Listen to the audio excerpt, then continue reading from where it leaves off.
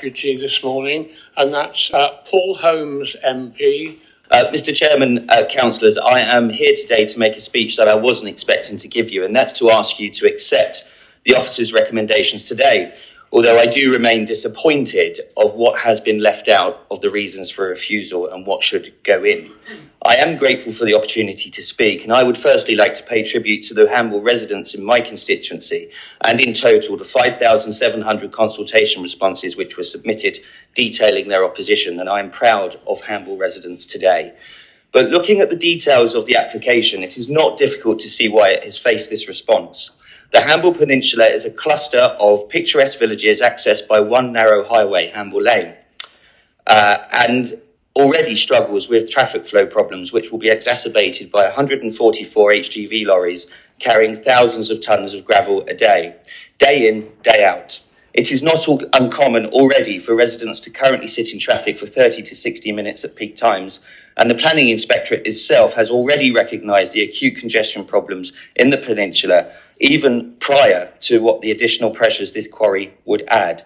Therefore, I would argue that councillors need to add a refusal reason under highways impacts, which have not been adequately or properly addressed by officers based on outdated assessments of the local peninsula. It is also vital to mention that the issues that this will create for the three emergency services that are based in Hamble Independent Lifeboat Station, the fire service located next to BP, fuel terminal and Hampshire Constabulary.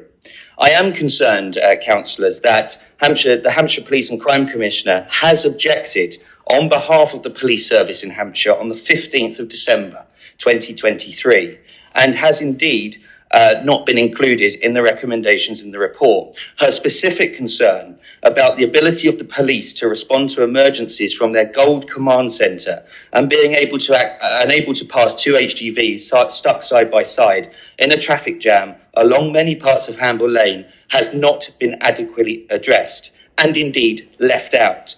This must be included as a reason for refusal under HMWP Policy 12. There are two schools within the immediate vicinity of the proposed quarry. It is well documented that quarries and stone industries have adverse impacts on the environment, wildlife and human health. The most impact is attributed to the generated particulate matter, dust, because of the different activities associated with these industries. A development such as this, being considered in a locale so close to two schools, should not be allowed to go ahead. There are also the views and commercial outlooks of 250 businesses with a combined turnover of £148 million and 1,800 people employed in the peninsula.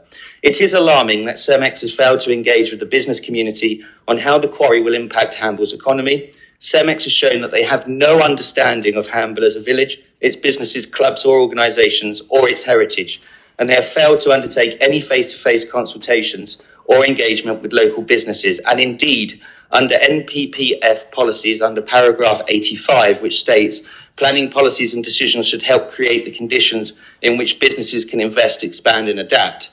That is not met by this application. School services, businesses and residents would all be impacted by this development. And I want to reiterate that this application would see a quarry dug less than 110 metres from the secondary school and early learning centres, less than 80 metres from 250 houses, and in some cases within 50 metres and less than 160 metres from a primary school. I am therefore pleased that this application has been recommended by the committee for rejection. It is a testament to the hard work of all of the residents and councillors and the hard work that we have put in together over these past few years to make our views heard.